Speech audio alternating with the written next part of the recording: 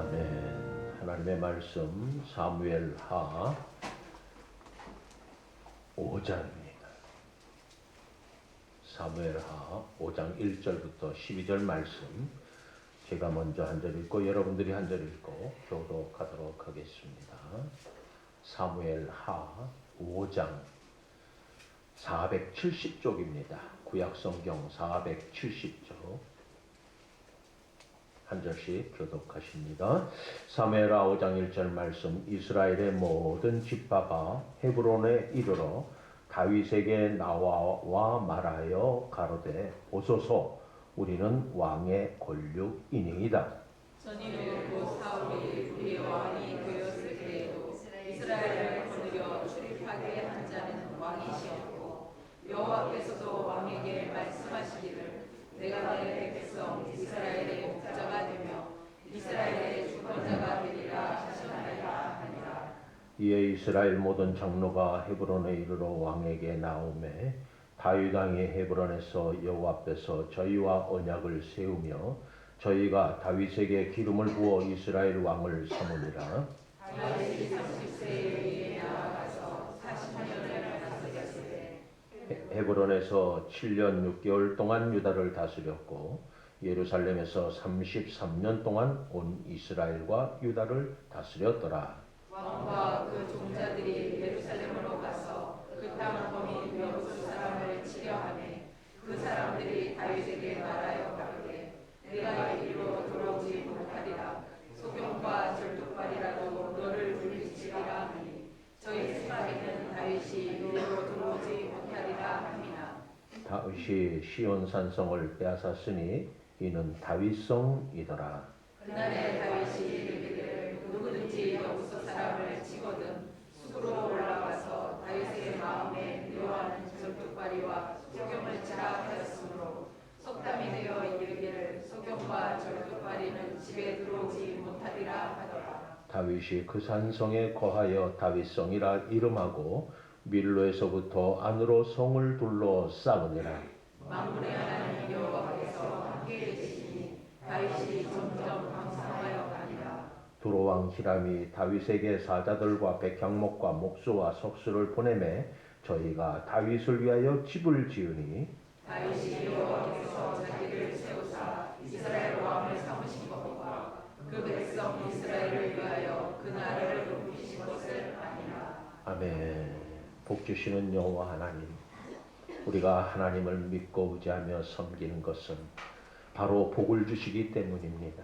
그 복은 하늘의 복이고 그 복은 우리를 죄인에서 의인의 자리로 옮겨주시고 영영 형벌 가운데 빠졌던 저희를 천국 시민으로, 아니 하나님의 양자로 받아주시는 그 놀라운 복입니다. 그 복을 잊지 않는 저희들 되게 하여 주시고 일평생 하나님을 떠나지 아니하고 하나님을 신뢰하며 하나님과 함께하는 거룩한 자녀들이 다 되도록 성령이여 역사하여 주시옵소서. 예수님의 이름으로 감사하며 기도하옵나이다. 아멘. 참 쉽게 변하지 않죠. 아마 오늘 우리 정 목사님이 찬양을 크게 틀어놓으신 것 같아요. 근데 떠드는 소리가 더 커졌어요. 지난주 한 목사가 잔소리를 했음에도 불구하고 역시나 안 변하는구나. 역시나 안 변하는구나. 왜 안 변할까? 왜 안 변하냐면은 내가 살아있어서 그래요. 내가 살아있어서. 내가 죽어야 되는데 내가 살아있으니까는 변할 수가 없어요. 그럼 어떻게 이제 변할 수 있느냐 하는 겁니다.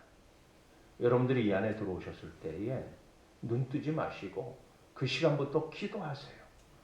기도하면 사탄이라는 놈이 계속해서 우리를 깐죽거립니다. 눈 떠봐. 옆에 누구 왔어. 아, 이런 말 들리잖아. 저런 말 들리잖아. 아유, 하고 싶은 말. 아, 갑자기 생각이 났어. 별의별 것으로 다 유혹을 해요. 그러니까 눈 뜨고 있으면 말 안 할 수 못 견뎌요. 그러나 여러분들이 그 자리에 앉아서 하나님 앞에 기도하면 성령께서 도우시고 여러분들이 앉은 자리는 하나님 앞에 예배하는 자리요, 기도하는 자리요, 하늘의 복을 받는 자리가 될 줄로 믿습니다. 절대 절대 사탄의 노름에 놀아나지 마세요. 자꾸 내 마음을 뺏겨요. 그러니까는 막 지킬 수가 없는 거예요. 왜? 내 속엔 옳은 대로 사니까. 내가 하고 싶은 대로 사니까요. 그래서 이 자리는 하나님 앞에 예배하는 자리지. 여러분들의 생각을 말하고 여러분들이 거래를 하고 잊었던 주말 중에 주간 중에 잊었던 것을 기억나서 그 말을 갖다가 전달해 주는 자리가 절대로 아닙니다. 그거는 세상적인 삶을 사는 사람들이 하는 일이에요. 왜? 이 자리가 좁은 강연들로 왔고 여기가 양로당이 되었고 여기가 노인정이 되었을 때는 뭐 하고 싶은 대로 할 수 있어요. 그러나 여기는 하나님 앞에 예배하는 곳입니다. 여러분들이 마음을 지키시기 바랍니다. 내가 마음을 지킬 수는 없어요. 내가 하나님 앞에 내 모든 것을 맡길 때 하나님이 성령을 통해서 나를 지켜주실 줄로 믿습니다. 우리가 교회를 다니면 가장 많이 중요한 게 믿음이라는 겁니다. 그래서 믿음의 중요성을 많이 강조를 하긴 하는데 우리는 그 믿음이라고 하는 그 내용에 대해서는 제대로 인식하지 못할 때가 많이 있습니다. 그래서 믿음은 맹목적인 확신이나 어떤 감정이 막 쪼그라니 막 일어났다. 이게 아니에요. 이거를 사람들이 이용해, 이단들이 이용해요. 저 구로동에 있는 만민 무슨 교회라고 하는 데는요. 목사가 목사가 강대상에 올라갈 때 어떤 일이 일어난 줄 압니까? 뒤에서부터 광채가 콱 나거든요. 김이 모랑 안개가 쫙 나는데 음악도 꽝꽝꽝 하면서 아주 거룩하게 하얀 옷을 입고 쫙 튼다랍니다. 보고서 우와 아멘 할렐루야. 착각하지 마세요. 그런 연출을 함으로 인해서 그 사람이 더 거룩해진 것이 아니고 그런 연출로 인해서 그 사람의 말씀이 더 하나님의 말씀이 아니에요. 그래서 지금 감옥에 가 있습니까? 얼마 전에 신병 치료차 잠깐 석방됐는데 왜 그런 것에 자꾸 우리가 마음을 뺏기고 왜 그런 것에 자꾸 우리가 하나님의 말씀이 있다고 착각하는지 모르겠어요. 믿음은 세상의 두려움을 이겨내는 용기입니다. 왜? 하나님이 내 편이시니까. 그래서 하나님께 내 마음을 쏟아부으며 하나님은 내 편이 되어주셔서 나를 지켜주신다는 확신이 있습니다. 누가 그랬습니까? 다윗이 그렇게 살았어요. 광야를 방황하고 다니고 사울에게 추적을 당해도 심지어는 그가 숨어있는 동굴 안에 사울이 들어왔어도 그 두려움 속에서도 그는 오직 여호와 하나님만을 바라봤어요. 그래서 믿음은 두려움을 이겨내는 용기입니다. 또 우리 속에서 스멀스멀 올라오는 욕망을 억제하는 의지의 굳건함이에요. 내 힘으로는 안 돼요. 좀 전에 말씀드린 안 변하죠. 들어오면은 주중에 이거 생각났고 저게 생각났고 며칠 전에 내가 그거 줬잖아. 왜 그거 잊어버렸어? 그거 내놔. 이러면서 자기 속에서 뭔가 자꾸 올라오는 그 욕망이 있어요. 이거를 억제하는 그게 믿음이에요. 그러니까 믿음이 없다는 것을 스스로 내 입으로 발설하고 행동으로 보이면서 살면서 나는 직분자야. 직분자 버리세요. 그럴 것 같아요. 버리세요. 그게 여러분들의 신앙과 믿음을 막는 길이라면 버리세요. 그건 세상 사람들이 준 거예요. 하나님이 주신 거 아니에요. 그거 붙잡고서는 큰 믿음이 있는 것처럼 그러지 마시기 바랍니다. 믿음은 나는 온데간데 없이 사라지고 오직 존귀하신 예수 그리스도만 드러내는 게 믿음이에요. 그 믿음이 없으니까 계속 죄송합니다. 이것만 살아있어요. 이것만 살아있어요. 믿음은 그래서 단순하지만 결코 무식하거나 무지하지 않습니다. 그런데 이러한 용기와 의지는 어디서부터 시작되느냐 이거예요. 그는 예수 그리스도를 아는 지식으로부터 시작된다는 겁니다.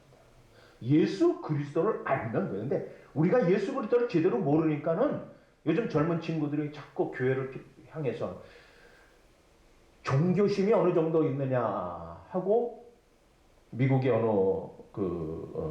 업체가 설문조사를 했어요. 미국이 그렇게 막 총질을 하고 무슨 다국적민들이 다 섞여 사는 그런 나라지만 놀랍게도요 68%가 종교심이 있어요. 우리 한국이 과거에 60년대 70년대만 하더라도 90%가 갖고 있었어요. 그런데 지금 요번에 작년도에 그 설문조사한 거에 의하면 한국 사람은 38%인가 6%인가 8%만 종교심이 있다. 나머지 어떤 신도 존재하지 않는다. 믿어 필요 할 것도 없고 내가 이 시간 먹고 싶은 거 먹고 자고 싶은 거 자고 하고 싶은 거 하면 된다. 개판인 나라가 됐어요. 개를 그렇게 잘 먹더니 개판인 나라가 된 거였어요. 우리 몽구가 밖에서 듣고 놀랄 일인데 그런 믿음은요 그리스도를 아는 지식으로부터 나오는데 이 믿음은 예수님을 그리스도로 구세주로 고백하는 걸 의미합니다. 예수 그리스도가 나의 구세주이십니다 라고 고백하는 데서부터 시작합니다. 그 고백에는 예수님이 어떤 분이시고 그분을 따르는 우리는 어떻게 살아야 될까 내 생각, 내 행동에 대한 분명한 지식이 뒷받침이 된다는 거예요. 근데 이게 예수 그리스도를 제대로 알지 못하니까 나의 구세주가 되지 않으니까는 내가 구세주가 돼버렸어요. 지금 대한민국 교회 대다수가 성도들이 사는 삶을 보면 자기가 예수님이에요. 자기가. 예수님은 온데간데 없이 사라지고 어디만 살아있으면 입에만 살아있어요. 그러니까 자기가 하고 싶은 대로 신앙생활을 해버려요. 성경에서 아무리 하나님의 말씀을 전해도 안 변해요. 안 바뀌어요.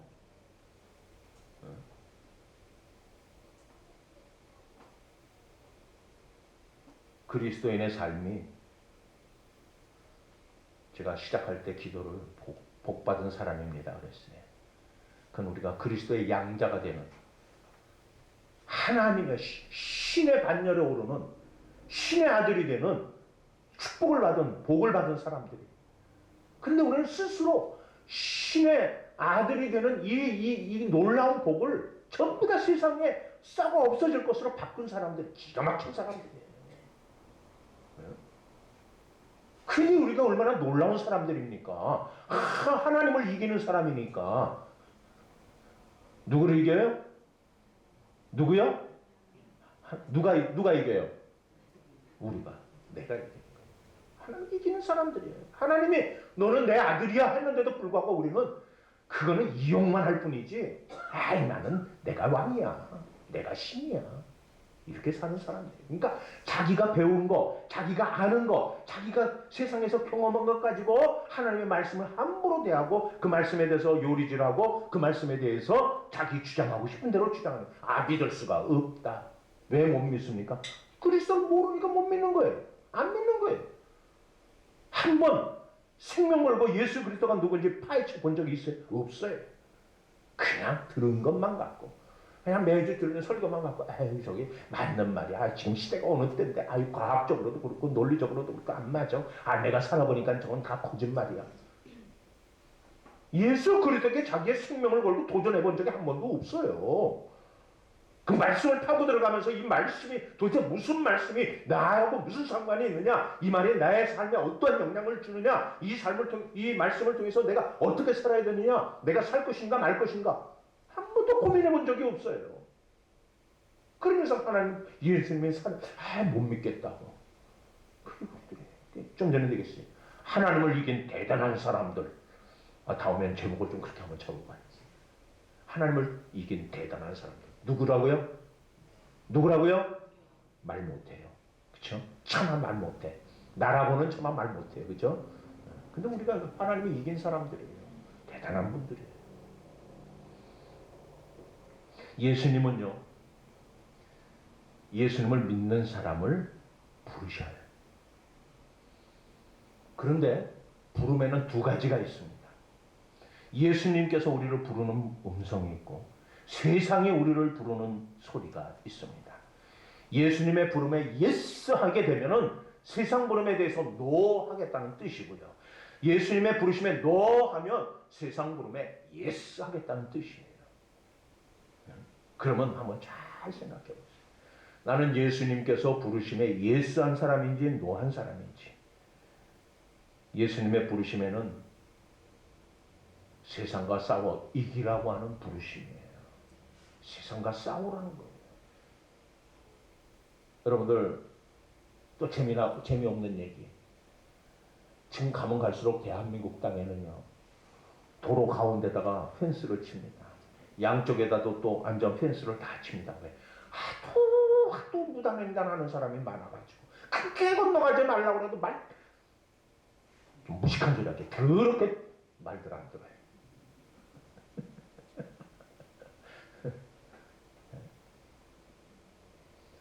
어떤 청년이 딱 횡단보도 보니까는 빨간불이야. 근데 이쪽은 차가 쫙 밀려있어요. 여긴 차가 큰데 깜짝이야. 애따 모르겠다고 뛰어갔어요. 근데 이 서 있는 차를 딱 넘어가는 순간에 이쪽에서 차가 달라서 그대로 쳐가고 탁 가버렸어요. 판사 앞에 갔더니 판사가 판결을 이렇게 내립니다. 운전사가 무조건 잘못했다. 그러니까 너 모든 치료비를 대주고 여기에 위로금을 줘라. 하고 내려줬으면 얼마나 좋겠어요. 이 청년이 그렇게 판결받을 줄 알았더니 운전자에게는 아무 죄가 없느니라. 네 치료비 네가 알아서 돼. 얼마나 많은 도로에 지금 양쪽 옆에 안전 난간을 만들고 도로 가운데까지 만들겠어요. 누구 때문에? 말 더럽게 안 듣는 우리들 때문에. 그 돈이 좀 어려운 사람들, 힘든 사람들, 좀 더 좋은 곳에 국가가 발전하고 우리 모든 사람들에게 보편적 복지를 제공할 수 있는 그런 것에 쓰이면 얼마나 좋겠습니까? 말 안 듣는 나 하나 때문에 그런 걸 다 만들고 있어요.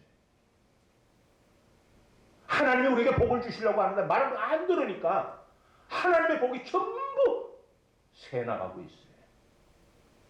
그만큼 우리가 말을 안 듣는 거예요. 예수님 부르시면 세상과 부름과 싸워 이기라는 촉구가 담겨져 있는데 예수님은 성공과 안락함과 풍요를 향한 본능적 욕구를 만족시키려고 하는 우리 안에서 바람이 일어나고 있거든요. 누구든지 그 바람이 있거든요. 이 바람을 물리치라고 하는 겁니다. 싸워서 이기라는 거예요. 누구든지 봉급 많이 받으면 좋겠죠. 봉급 많이 받는 대신에 내가 많이 받는 대신에 그 봉급이 다른 사람과 나눠 써야 되는 그곳에 쓰이지 못하고 결국은 다른 우는 사람이 생긴다는 겁니다. 지금 건설업계를 제가 잠깐 돌아볼 수 있는 시간이 있어서 좀 돌아봤는데 정말 심각해요. 정말 심각해요. 우리나라의 양대 노조가 두 군데가 있는데 하나는 그래도 조금 온건 노조예요. 하나는 아주 강경 노조예요. 근데 결국은 누구를 위해 자기 배부르려고 다른 사람 다 죽이는 거예요. 희생하는 거예요. 자기 배부르려 같이 더불어 살겠다고 말은 그렇게 해요. 권익을 위해서 싸운다. 무슨 권익을 위해서? 자기 권익을 위해서 싸우는 거지. 다른 진짜 힘들고 어렵게 현장에서 일하는 노동자들은 혜택 하나도 못 봐요. 그 사람들한테 돌아갈 거 자기들이 다 배채우고 자기들의 가족한테 다 돌아버리지 실제 같이 일하고 힘들게 하는 사람들을 주지 않더라고요. 그러면서 말은 누구를? 노동자를 위해서. 마치 정치권들이 국민을 위해서 어떤 정치권이 국민을 위해서 일합니까? 다 자기 위해서 하지. 자기 국회의원 봉급이나 올리려고 그러고 활동비나 올리려고 그러고 자기들 불체포권 해가지고 체포 안 하려고 애를 쓰고 다 자기들을 위해서 무슨 국민을 위해서. 대한민국 국민은 10만 원만 저기를 하더라도 이 벌금 내고 구속되는 경우도 있어요. 대한민국이 점점 불법적인 나라로 지금 가고 있어요. 뭔지 아세요? 요즘 횡단보도에서 사고가 참 많이 납니다. 더더군다나 통학로에서 사고가 났어요. 그래서 횡단보도 신호를 바꿨어요. 어떤 게 바꿨습니까? 횡단보도가 거기에 누구든지 발을 하나라도 디디면 절대 차가 가지 말아라. 그럴 때는 무슨 일이 생기는 줄 아십니까? 앞에 2초, 3초 남겼는데 하고 건너가요. 없던 일들이 생겼어요. 어떤 분은 치파지게 걸어가는데 누가 그럴까 인지가 없어. 아니요. 건너가다가 앞에 있는 데가 빵 거니까 손가락 뒤로 허리가 약간 뒤로 가고 치파지고 10초 남겨놓고 건너가요. 그 소리 다 건너갈 때가 차들이 못 움직여요. 자기만 아는 세상. 신호가 바뀌었을 때 건너가고 있으면 불법이에요. 아무리 보행자를 위하고 인간을 위해서 기계가 있다 할지라도 우리가 법을 어기는 것에 대해서는 제재를 가해야죠. 왜 제재를 안 가합니까? 우리가 하나님의 법을 어기면은 한 발만 디뎌도 법을 어긴 거예요. 하나님의 징계가 와요. 그런데 하나님의 법을 밥 먹듯이 어기면서도 나는 하나님의 사람이라고 착각하는 범죄자. 우리들이 범죄자. 지난번 그래서 쭉 내려오면서 우리 뻔뻔한 자여 사기꾼이여 쭉 하면서 우리가 부활절을 통해서 어떻게 되자 그랬습니까? 죽자. 죽고 다시 부활하자. 그런 모든 것들을 다 죽이고 이제는 좀 하나님의 뜻이 무엇인지 좀 이것을 분별할 줄 아는 그런 하나님의 자녀가 되자. 그거 회개해야 된다. 그랬더니 계산만 하고 있어요. 회개가 아니라 회개를 하고 있어요. 얼마 내가 하면은 돈을 얼마 받을까? 복을 얼마 받을까? 이것만 계산하는 세상이 되고 말았어요. 우리는 십자가의 의미를 정확하게 알고 있는지 다시 한번 우리 자신에게 물어보시기 바랍니다. 그리스도를 아는 지식의 바탕을 둔 믿음인지 주님의 부르심에 응답할 만한 용기를 지니고 있는지 내가 그리스도인이라면 내가 예수 믿는 직분자라면 한 번 정도 나에게 좀 물어보라는 겁니다. 주님의 응답에 부르심에도 응답하지 않은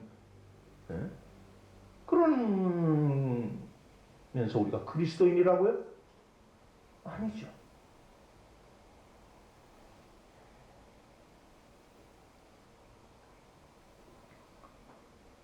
란도리 법칙이라는 게 있습니다. 그 책에는 이렇게 소개하고 있어요. 란도리 법칙. 이게 유도를 통해 배운 지혜를 전수하는 책인데요. 유도를 처음 시작하는 사람은 뭘 배우기 시작합니까? 저도 합기도를 배우는데 합기도를 배우면 제일 배우면요 한 달 동안 계속해서 반복해서 하는 훈련이 있어요. 지겹도록 해요. 뭔지 아십니까? 넘어지는 훈련이에요. 쓰러지는 훈련이에요. 자빠져서 뒹구는 훈련이에요. 왜? 내 몸을 보호하기 위해서. 내 몸을 보호하기. 그래서 낙법이라고 얘기합니다. 그것을 다른 사람이 잡아서 던졌을 때 어떻게 떨어지고 어떻게 굴러야지만 내가 충격을 덜 받고 내가 다치지 않을까. 낙법을 배우게 돼요.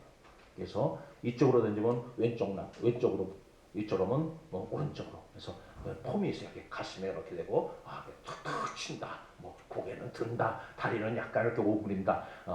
그래서 낙법을 배웁니다. 그리고 그렇게 던지는 것뿐만이 아니라 제 높이만큼 이만큼 단을 쌓아놓고 이거를 펄쩍 떠서 넘어가면서 대굴대굴 굴르면서 하는 낙법을 그러니까 이렇게 처음 시작하는 사람은 쓰러지는 법, 낙법을 먼저 배우게 됩니다. 이것을 충분히 익힌 다음에 그 다음에 공격하는 법을 배우게 돼요. 낮추는 법을 배운다는 것은요. 먼저 지는 것을 배운다는 겁니다. 지는 것을. 그래서 우리가 예수를 믿는다는 것은요. 지는 법을 배우는 거예요. 지는 법을 배우는 거예요. 이기는 법을 배우는 게 아니에요. 누구에게 지는 법입니까?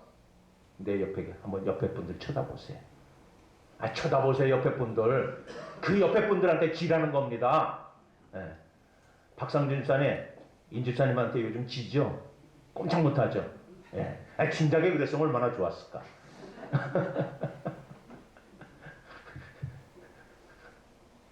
저도 그래요. 우리 집사람한테 아직도 좀 이겨요. 그러니까 우리 사람이 도저히 감당 못할 사람 내놨어요 저를. 근데 우리가 예수를 믿는다는 것은 낮아진다는 것은 지는 법을 배우는 겁니다. 이재현 성도 집에 가면 지는 법 배워서 그대로 하세요. 이기려고 하지 마세요. 가능한 한 그래서 지는 법을 배운다는 것은 싸우지 않는 법을 배운다는 겁니다. 싸우지 않는 걸 배우는 거예요. 그래서 가장 탁월한 전략가, 장수는요, 싸우지 않고 이기는 겁니다. 싸우지 않고 이기는 것. 전쟁을 시작하면 수많은 사람들이 죽게 됩니다. 나라가 초토화되고, 가정이 무너지고. 그런데 왜 전쟁을 선택합니까? 미련하기 때문에. 다른 사람을 죽여서 자기가 얻고자 하는 것을 얻으려고. 그는 성경적이지도 아니하고 그것은 하나님이 바라시는 나라도 아니에요. 하나님이 바라시는 것은 싸우는 데 있는 것이 아니라 화평에 있습니다. 안정에 있습니다. 그런데 이런 것들이 오늘날 교회 안에 들어왔어요. 그래서 교회가 기꺼이 싸움을 선택해요. 얼마나 많은 교회들이 싸움을 선택하는지 몰라요. 얼마나 많은 성도들하고 싸움을 선택하는지 몰라요. 왜? 자신을 버리고 낮추는 십자가의 본뜻을 모르기 때문에. 십자가의 은혜를 아는 사람은 그렇게 안 살아요. 그래서 인생의 진정한 승리자는 마지막에 승리하는 사람인데, 마지막에 승리했는지 안 했는지를 알려면 주님 앞에 서는 방법밖에 없어요. 주님 앞에 섰을 때 주님께서 나를 인정해 주시면 승리한 겁니다. 근데 주님이 나 몰라. 무슨 소리 하십니까? 저 여름교회 강단에서 매주 설교했습니다. 주님 저를 모르시다니요. 난 넌 몰라. 근데 네가 내 말씀 전했냐? 네 자랑했지. 언제 네가 봉사했어? 네 체면 때문에 봉사했지. 네가 무슨 헌금을 해? 응? 다른 사람 보니까는 어쩔 수 없이 했지. 그러면 하나님께서 난 몰라 그래요. 몰라 그래요. 어떤 이유와 빈명과 핑계를 그때는 가서 대도 주님께서 모른다 그러면은 나는 패배자가 되는 겁니다. 패배자가 되는 거예요. 그런데 이 땅에 살면서 옆에 사람들이 구박받고 힘들게 살고 어렵게 살고 있는 콩 반쪽도 나눠 먹으려고 애를 쓰고 저 교회 일에 대해서는 어쨌든 간에 하나님의 일을 섬기고 애쓰고 주님 앞에 헌금을 할 때도 없는 중에 그런 사람이 된다면 주님께서 보시고 잘했다. 착하고 진실된 종아 보실 겁니다. 그래서 마지막에 승리하는 사람이 진정한 승리자입니다. 자신을 낮추고 필요 없는 싸움에는 질 줄도 압니다. 우리의 인생은 산을 타는 것처럼 올라가기도 하고 내려가기도 하죠. 그래서 오름과 내림의 균형을 잘 맞출 수 있는 지혜가 우리에게 필요한데 그 지혜가 어디에 담겨져 있어요? 하나님의 말씀 속에 담겨져 있어요. 이게 세상에서 경험할 수 있는 것들이 아니에요. 오랫동안 성공한 지속한 사람들의 모습을 보면은 올라가는데도 탁월하지만 내려가는데도 탁월한 사람들이에요. 문제는요, 하도 많이 들어서 알기는 알아요. 들은 게 많아서 머릿속에 꽉 차 있어요. 그러나 행동하지 않음에 혹은 그 말씀에 대해서 자기 나름대로의 사정과 변명과 핑계와 이유를 대고 있는 것이 문제라는 겁니다. 어쩔 수 없어요. 할 수가 없어요.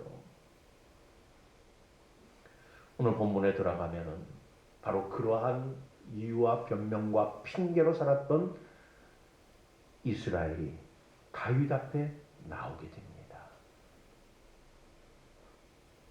사울 왕이 죽게 되자 유다 지파가 다윗을 왕으로 추대하게 됩니다.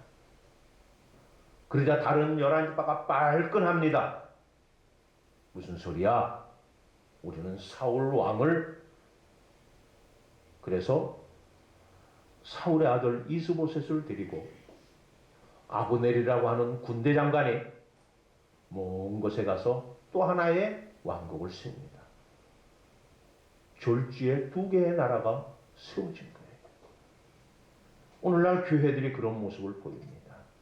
한 마음 한 뜻, 한 성령도 하나여, 예수도 하나여, 믿음도 하나인 이것을 우리는 버리고 목사 편, 무슨 편을 가려고 두 개나. 그래서 교인들끼리 수근수근 쑥덕쑥덕 이렇게 하자 저렇게 하자 문제를 일으켜. 그런데 그런 여러 가지 이유와 변명과 핑계가 있었는데 여기에 배신자 또 아청꾼이 하나 있죠. 누구냐면 아브넬이라고 하는 장군이었댔어요. 이스보셋을 데리고 나서 왕권을 세운 다음에 자기가 왕 노릇하려고 탁 했어요.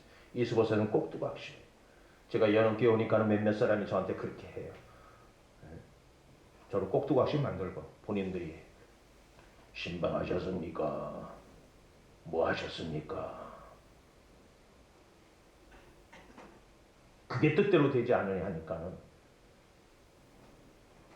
문제가 생기기 시작했죠. 아브넬이 어느 날 사울왕의 첩과 간통을 하게 됩니다. 그래도 명색이 왕인 이스보셋이 아브넬을 불러서 말을 합니다. 네가 어찌하여 아버지의 첩과 놀아났느냐? 그랬더니 야, 네가 나한테 그런 말 할 수 있어? 하고 아브넬이 이스보셋 왕에게 대항을 합니다. 그리고 나서 야, 이 이스라엘 나라 하나님께서 다윗에게 준 거야. 내가 너를 데려다 여기 왕권 세우는데 너 지금 무슨 소리해? 내가 이제부터는 내가 이 나라를 다윗에게 갖다 바칠 거야. 하고 전령을 보냅니다. 전령을 만나서 다윗과 함께 그래서 그래 대신에 때울 때 너 그냥 오면 나 인정 안 할 거야. 내 첫 아내 사울의 딸 미갈을 데리고 와. 그러면 내가 인정해 줄게. 그랬더니 잘 살고 있는 미갈을 갖다가 강제로 이혼시킵니다. 자식도 있는데 남편도 있는데 이혼시켜가지고 데리고 오게 되죠. 자, 그런 아브넬이 그만 다윗의 수석 장군 요압 장군의 동생을 죽였었거든요. 또 다윗하고 이스보셋 왕하고 왕권 충돌이 일어났을 때 그때 추격을 하던 요압의 동생이 이 아브넬의 장군의 창에 찔려 죽게 됩니다. 이거를 생각했던 요압이 아브넬을 그냥 돌려보냈다고 안 돼, 불러와 라고 성 안으로 들어가면서 그의 배를 찔러 죽였다. 성경이 말하고 있어요. 이 일을 위해 난리가 납니다. 그래서 할 수 없이 이스라엘이 오늘 본문에 나온 것처럼 다윗 앞에 나와서 5장 1절에 이렇게 말하고 있습니다. 다윗에게 나와 말하되 가로되 보소서 우리는 왕의 골육이니이다. 무슨 뜻이에요? 왕과 우리는 한 형제 자매입니다 라고 하는 뜻이에요. 우리가 예수 믿으면 한 형제 자매라는 말을 하듯이 우리 다음 하나님 형제 자매인데 왜 교회가 자꾸 문제가 생기고 이렇게 분리가 되고 문제를 일으킵니까? 어디에 문제가 있었을까라고 하는 겁니다. 어쨌든 이스라엘의 모든 장로가 헤브론에서 하나님 앞에 언약을 맺고 기름을 부어 다윗을 자신들의 왕으로 제대로 이제 취대하게 됩니다. 사무엘의 기름 부음을 받고 오랫동안 연단의 과정을 거친 다윗이 드디어 왕으로 인정받고 이스라엘의 왕이 됩니다. 하나님의 약속은요, 지체될 수 있어요. 하나님의 약속은 당장은 내가 원하고 바라는 대로 이루어지지 않을 수도 있어요. 그러나 약속은 늦을 수 있지만 반드시 이루어진다는 것이 하나님의 말씀입니다. 믿으십니까? 하나님의 말씀은 반드시 이루어져요. 그래서 성도는 분명한 정체성을 가져야 합니다. 이스라엘 백성은 하나님의 말씀을 인용하면서 다윗에게 두 가지를 부탁하고 있어요. 하나는 백성을 돌보고 섬기는 목자가 되어 주십시오 하고, 두 번째로는 이스라엘의 주권자가 되어달라고 하는 두 가지 주문을 왕으로 추대하면서 요청을 하게 됩니다. 주권자가 되는 것은 하나님 앞에서 행하는 왕이 되어달라는 뜻이었댔어요. 성도는 그래서 세상 앞에서 자신을 섬기며 살아가지 않습니다. 성도라고 하는 이름이 붙었을 때에는 성도는 자신을 세상 앞에서 자신을 섬기는 자가 아니에요. 근데 아까 말씀드렸어요. 우리는 누구를 이긴 사람이라고요? 누구를 이겼어요? 그러면 자신을 섬기는 자입니까? 하나님을 섬기는 자입니까? 또 제가 반복해야 되나요? 차마 말 못해. 그쵸? 내 입으로는 말 못해요. 그죠? 자신을 섬기는 사람이 우리예요. 그래서 이스라엘 백성들이 이제부터는 다윗 왕을 섬기겠습니다. 당신에게 순종하겠습니다. 그 뜻은 하나님께 순종하겠다는 뜻입니다. 성도의 정체성은요, 하나님 앞에서 하나님과 사람을 섬기는 모습입니다. 자신을 섬기는 자가 아니라 하나님을 섬기듯이, 아까도 옆에 본을 보면서 뭐라고 했죠? 그렇게 섬기는 사람이 하나님을 섬기는 사람이에요. 그러니까 우리는, 여러분들 잘 생각해서 나는 지금까지 하나님을 섬기는 사람이라고 착각하고 살아왔구나. 인정할 건 인정하셔야 돼요. 인정할 건 인정하셔야지만 하나님의 복을 내 안에 받아들일 수 있어요. 오늘 우리가 교동문을 읽었어요. 예수님께서 뭐랬어요? 너희가 내 안에, 내가 너희 안에 거할 때 많은 과실을 맺나니. 그런데 예수님은 내 안에 없어요. 아니, 예수님은 내 안에 있어요. 근데 나는 예수님 안에 안 들어가요. 예수님만 내 안에 있으면 되지, 내가 예수님 안에 들어갈 필요가 없다는 겁니다. 왜? 내가 바라고 원하고 내가 추구하는 것을, 내 욕망을 얻어내기 위해서. 그러니까 우리는 하나님의 사람이다 아니다. 성경 말씀대로 하면 우리는 교회를 다닐 뿐이지 하나님의 사람은 아니라는 겁니다. 그럼 하나님의 사람으로 회복되어야 될 거 아니에요. 하나님을 믿는 백성, 하나님의 아들, 딸로 회복되어져야 될 거 아니에요. 회복되어지라고 하는데 회복 안 하겠다고 뻗치는 이유는 뭔지 모르겠어요. 자신을 세상의 눈으로 보지 말고 하나님의 언약의 말씀으로 비춰보는 지혜가 필요합니다. 그런 결심이 필요합니다. 그런 결단이 필요해요. 그리고 행동에 옮기는 것이 필요합니다. 왜? 자신의 연약함을 넘어 위대하신 전능자 하나님을 바라보는 사람은 사단의 견고한 진을 이겨내고 세상을 이기는 성도가 될 수 있기 때문에 그렇습니다. 이스라엘의 모든 지파가 헤브론의 다윗에게 찾아온 것처럼 우리도 합병이라고 하는 것이 이루어진 적이 있었습니다. 그렇다면 연음교회가 하나님과 함께하고 하나님의 백성이고 하나님의 성도고 하나님의 자녀고 하나님의 뜻을 함께 하시려고 하는 하나님의 뜻을 우리가 알았더라면 저에게 이스라엘 백성들이 다윗에게 요구한 것처럼 성도들을 돌보고 섬기는 목자가 되어 주십시오 라고 요청했어요. 주문했어야 돼요. 또한 연음교회 대표자로서 주권자가 되어 주시고 그러면 우리는 순종하겠습니다 하고 저에게 주문을 했어야 했어요. 그게 성경적 행동이에요. 그렇게 했어야만 했어요. 두 개의 나라로 갈라졌다가 하나의 이스라엘 왕인 다윗은 예루살렘을 수도로 결정해야 되겠다 하고 예루살렘 성을 향해서 진격을 하게 됩니다. 근데 왜 그랬냐면은 이 여부스 성은, 이 예루살렘 성은 여부스족이 지금 장악하고 있어요. 난공불락의 요새입니다. 절벽 위에 세워져서 그거 누구도. 그래서 이 여부스 사람이 다윗을 향해서 야 웃긴다? 네가 여기를 들어와? 오늘 성경 말씀대로 한다면은 맹인과 다리 저는 자라도 너희들 이길 수 있어 하고 비아냥거리고 비웃음을 칩니다. 다윗의 군대 네가 아무리 강해도 여기 못 들어와. 쩔뚝발이라고 할지라도 우리 여호수 사람 쩔뚝발이라 할지라도 너 정도는 너끈히 이겨. 장님이라도 이길 수 있어. 호언장담합니다. 그러나 하나님과 함께 하시는 다윗은 아주 손쉽게 예루살렘 성을 함락하게 됩니다. 지금도 우리 곁에는 하나님과 함께 하고자 하는 일에 대해서 방관자, 시비 거는 자, 비아냥거리고 비웃음 치는 분들이 많이 있습니다. 우리 교회도 합병 후에 많은 일들이 일어났지요. 합병을 찬송하셨던 분들과 반대하셨던 분들.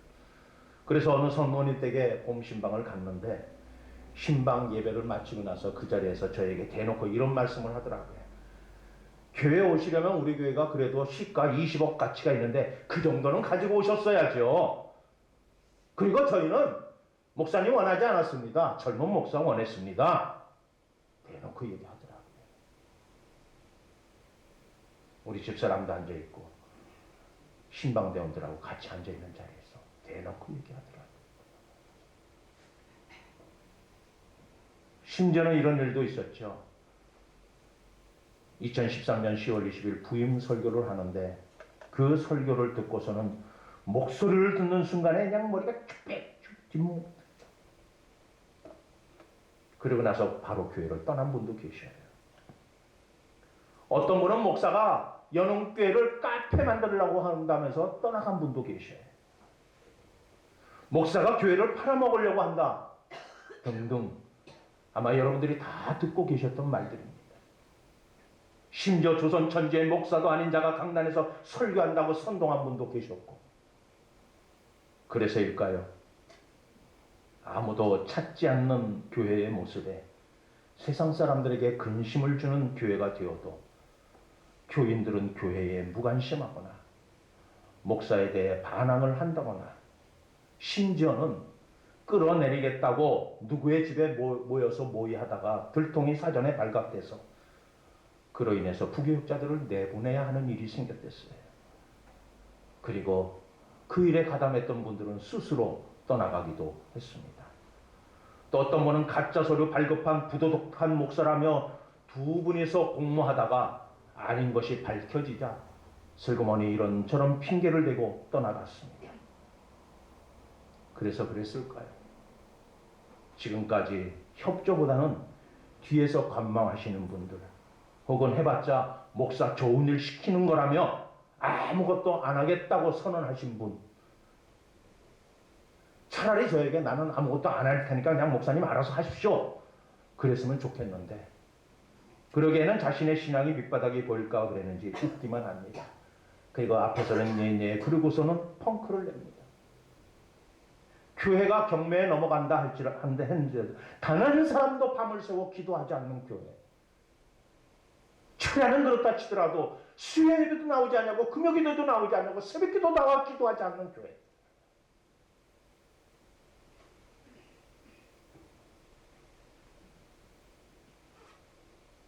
십일조 생활도 주일 헌금 생활도 엉터리로 하면서 교회 재산은 어떻게 될까봐 눈을 크게 뜨고 있어요. 그러면서 목사가 다 책임지라고 하는 듯한 그런 발언.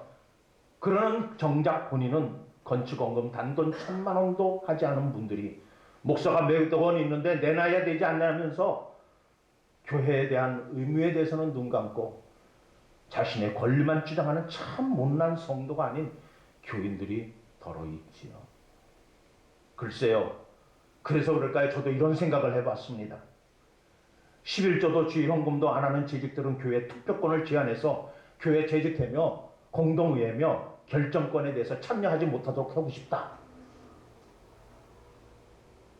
부탁드립니다. 이 말을 또 국회에서 목사가 헌금 안 하면 참석 못하게 한다는 거짓 정보는 만들어내지 마세요. 꼭 뒤에서 그런 말이 들려오더라고요. 제노이스 신드롬이라고 하는 말이 있습니다. 방관자 효과라고 하는 일인데 1964년 뉴욕 퀸스에서 제노바스라고 하는 여인이 밤늦게 괴한에게 살해를 당하게 됩니다. 그때 목격자가 40명에 가까웠는데 그중 아무도 경찰에 연락한 사람이 없다는 겁니다. 지금처럼 핸드폰이 있으면 사진이라도 찍고 연락했을 텐데 그때는 공중전화에 길거리 공중전화. 그러니까 공중전화까지 달려가서 자기 돈 넣고 하기가 귀찮았겠죠. 이 사건을 두고 두 심리학자가 위기에 처한 사람을 도와줄 개인의 책임이 분산되었기 때문이라고 하는 연구 결과를 내놓게 됩니다. 이를 설명하기 위해서 실험을 하게 되죠. 의도적으로 실험자 한 사람이 내세워서 행인이 길거리 지나가는 한 명이 있는 그 앞에서 이 간질 발작을 일으키는 연극을 하게 합니다. 놀랍게도 그 모습을 본 약 85%의 한 명의 목격자들이 경찰에게 연락을 합니다.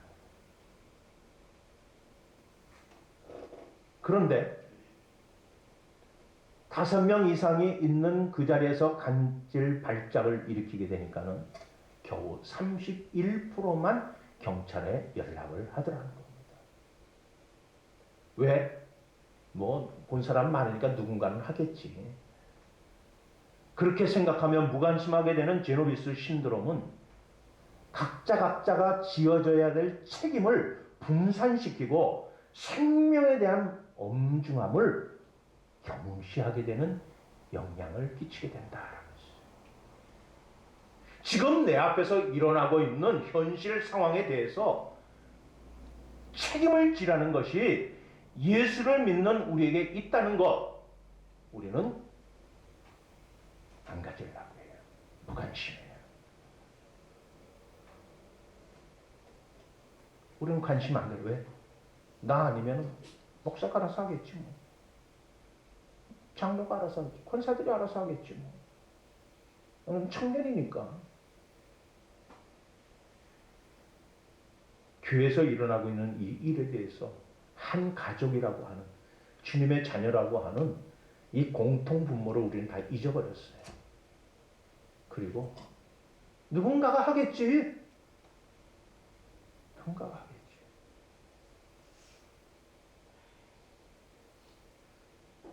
연합교회가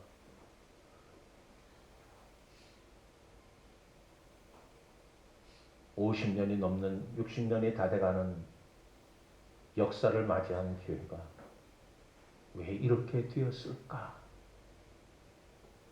왜 이렇게 되었을까? 지금쯤은 우리의 자녀들이 이 교회를 지키고 그리고 그 자녀들이 또 교회를 지키면서 이 교회가 든든히 서가는 교회가 되어져야 할 텐데 우리의 자녀들은 다 떠나가고 없어요. 왜 이런 교회가 되었을까? 무엇 때문에 이런 교회가 되었을까? 저는 신학교 다닐 때 선지자에 대한 공부를 하면서 나는 말라기 선지자는 안 되고 싶었댔어요. 말라기처럼 마지막 징계의 말씀, 심판의 말씀 막 전하고 나서 이렇게 안 하면 하나님의 심판이 임한다. 그건 안 하겠죠. 말라기 선지자는 안 되고 난 다른 선지자가 되게 해주세요 그랬는데 선지자 공부를 하다 보니까요 다른 선지자는 다 경고의 메시지였대요. 심판의 메시지였댔어요.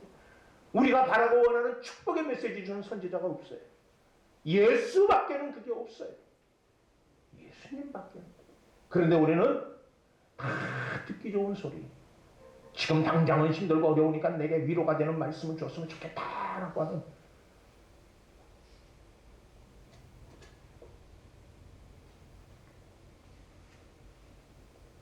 우리의 무책임과 냉담으로 누군가가 죽을 수 있습니다. 교회가 무너질 수 있습니다. 우리의 관심과 사랑으로 누군가가 살 수 있습니다. 교회도 살 수 있습니다. 하나님의 마음이 있는 곳에 우리의 마음이 있고 하나님의 사랑이 있는 곳에 우리의 사랑도 있었으면 참 좋겠습니다. 우리에게 복 주시려고 우리 곁으로 오신 예수 그리스도께서 함께 해주시는 주일 예배입니다.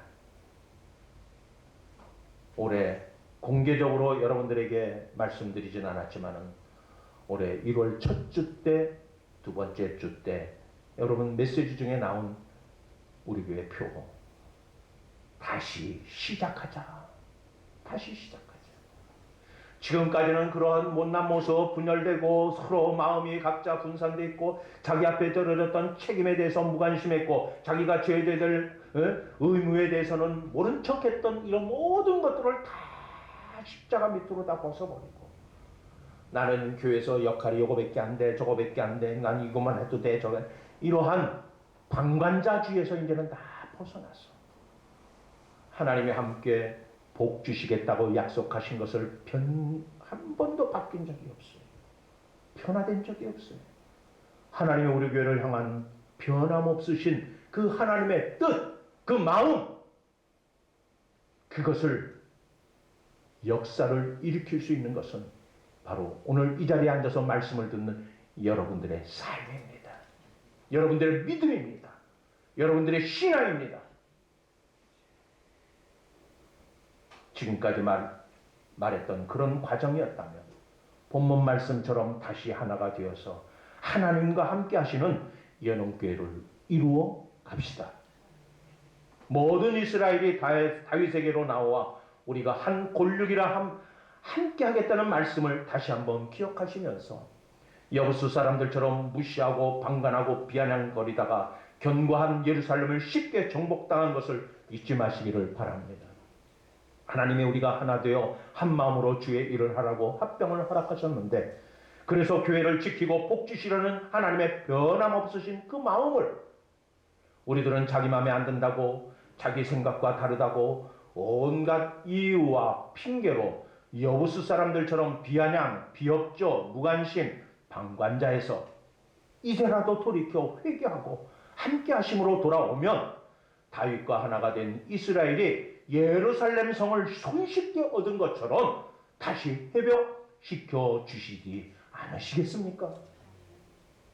우리가 하나가 된다면 복 주시려는 변함없으신 하나님의 뜻이 우리 가운데 반드시 일어날 줄로 믿습니다. 2주간 제가 교회를 지키지 못하고 잠시 떠나 있을 예정입니다. 떠나 있을 때 우리 교회를 지켜주시는 분들이 좀 많아졌으면 좋겠습니다. 오시면 기도하시고 오셔서 함께 모여 말씀도 보시고 같이 교제를 나누시고 또 교회를 돌아보면서 도로변 주변에 무성이 자라나는 잡초들도 좀 뽑아주시고 담배꽁초도 청소도 해주시면서 지켜주실 소망을 한번 간직을 해봅니다. 그래야 우리 주변에 있는 많은 지나가는 사람들도 교회를 무시하지 않습니다. 교회 앞에 앉아서 가래침을 뱉고 담배를 피고 음료수 컵이며 심지어는 먹다 남은 빵 조각, 빵, 과자, 봉지도 안 버릴 것이고 교회 뒤편은 지나가던 운전사들의 공중 화장실이 되어가고 있는 것도 막을 것이고 진정 하나님이 기뻐하시는 참된 교회의 모습으로 변화되고 바뀌어 그렇게 바뀌어 가도록 한 마음, 한 뜻, 하나가 되어 그렇게 되어가는 연옥교회 성도들을 기대하시는 변함없으신 하나님의 뜻이 이루어지기를 주 예수 그리스도의 이름으로 선포하며 축복합니다. 기도하겠습니다. 다윗이 오랫동안 연단을 받고 통과되어 왕이 된 것처럼 우리 연합교회도 긴 시간 수많은 여러 가지 사정과 형편과 여러 가지의 그런 모습으로 연단받는 과정이 있었습니다. 그러나 이제는 그 모든 것을 벗어버리고 결국 통일왕국의 왕으로 세우신 하나님을 신뢰하며 하나님의 이름 아래 다시 함께 모여 하나가 된 것처럼 우리 연합교회에 남아있는 성도들 모두 다가 목회자와 한마음 한뜻이 되어서 하나님의 뜻이 이루어지는 교회가 되기를 소망합니다. 하나님 뜻은 반드시 이루어진다고 하는 믿음을 우리 모두 다가 갖게 하여 주시고 끝까지 인내하는 우리 연합교회 모든 성도들이 되기를 간절히 소망합니다. 아무도 예상할 수 없었던 일을 하나님의 때에 하나님의 능력으로 하나님의 권세가 나타나는, 그래서 세상 모든 사람들이 이 연합교회를 바라보고 연합교회 성도들을 바라볼 때마다 하나님이 함께 하셨다라고 하는 칭찬받는 교회와 성도들이 다 될 수 있도록 성령이여 역사하여 주시옵소서. 예수님의 이름으로 감사하며 기도하옵나이다. 아멘.